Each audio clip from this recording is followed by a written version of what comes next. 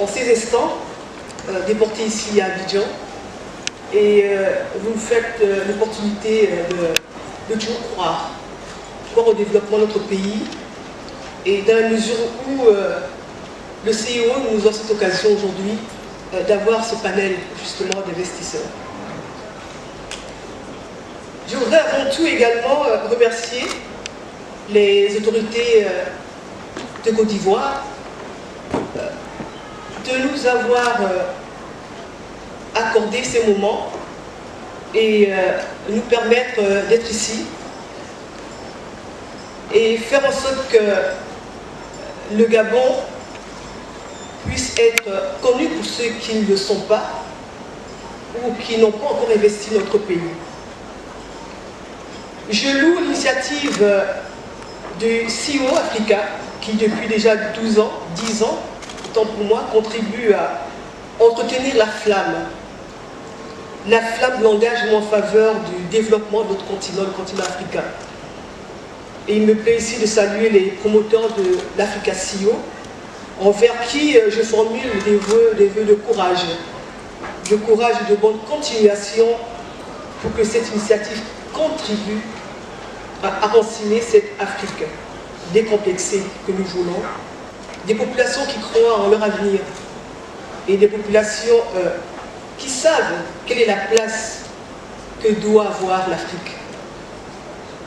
Je voudrais rendre un vibrant hommage à son Excellence Alassane Ouattara, président de la République de Côte d'Ivoire, pour son leadership panafricain, pour la profondeur de sa vision de développement de son pays et son engagement résolu en faveur de la prospérité du peuple de Côte d'Ivoire. Mesdames et messieurs, notre présence en Côte d'Ivoire démontre toute l'importance que nous accordons à l'Africa CIO Forum. En effet, ce forum est le plus grand rendez-vous international secteur privé africain, qui, au regard du nombre de chefs d'entreprise, d'investisseurs,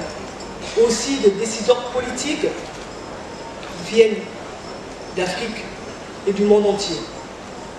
D'ailleurs, les différentes thématiques qui sont proposées constituent autant de préoccupations pour l'ensemble des pays africains, y compris mon pays, le Gabon. Dans le cas particulier plus précisément du Gabon, ces préoccupations sont au centre de nos réflexions. Il s'agit des infrastructures, de la gouvernance, du développement, du transport, de la logistique, de l'agrobusiness, des mines, des énergies, de la transition énergétique, de l'environnement, de la transformation agricole, de l'inclusion financière, du transfert des technologies, de l'urbanisation, de la santé, autant de thématiques qui nous permettent de croire que l'avenir peut être promoteur si vous, investisseurs, vous décidez de faire le déplacement de Libreville et décidez d'investir dans notre pays. Mais force est de reconnaître que l'élaboration des stratégies de développement dans un contexte de crise est un véritable défi pour nous, gouvernants. Elle exige de nous une rupture avec des chaînes anciennes de développement axées sur l'exploitation des matières premières. Elle nécessite, de notre part, de penser le développement avec des logiques nouvelles, en mettant l'accent sur l'économie du savoir pour assurer l'émergence de nouveaux secteurs économiques créateurs de richesses, d'emplois et de reconstitution économique. C'est en ce sens qu'il faut considérer que la crise sanitaire liée à la Covid-19, que le monde vient de vivre avec beaucoup d'intensité entre 2020 et 2021, et qui n'est pas encore terminée, devrait être perçue comme le point de départ d'une nouvelle façon de repenser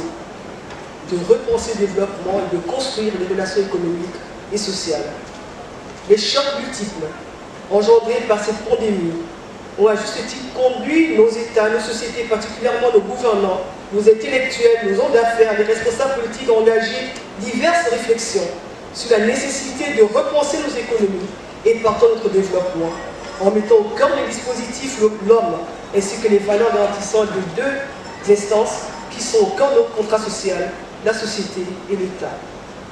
Le conflit russo-ukrainien, alors même que la crise sanitaire et ses effets ne sont pas encore tout à fait estompés, rappelle bien que nous devons avancer en tenant compte des incertitudes croissantes et de l'instabilité de notre environnement, tout en intégrant ces paramètres qui jouent en notre faveur, à savoir la jeunesse, la démocratie, l'engagement, le dynamisme des femmes africaines, l'abondance et la diversité de notre capital naturel, le potentiel du capital humain et les promesses de notre vaste marché. Le président de la République, chef d'État, son Excellence Ali Bongo Ondimba, a dû faire preuve, encore une fois, du leadership au sein de l'esprit gabonais, en engageant une réorientation stratégique de notre économie afin d'accélérer la mise en œuvre des projets et réformes prioritaires pour cette période. Cette nouvelle déclinaison du plan stratégique Gabon émergent a pour mission de relancer l'économie gabonaise post-Covid-19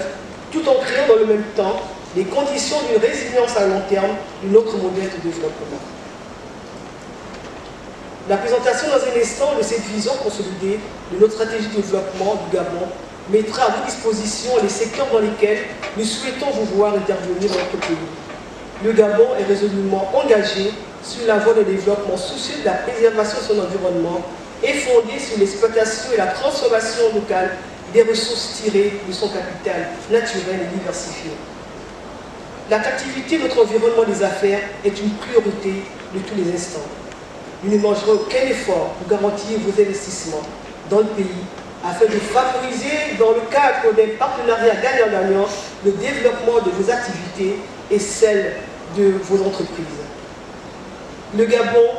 c'est un très beau pays. Un pays d'une superficie de 267 667 km², de 800 km de côte atlantique,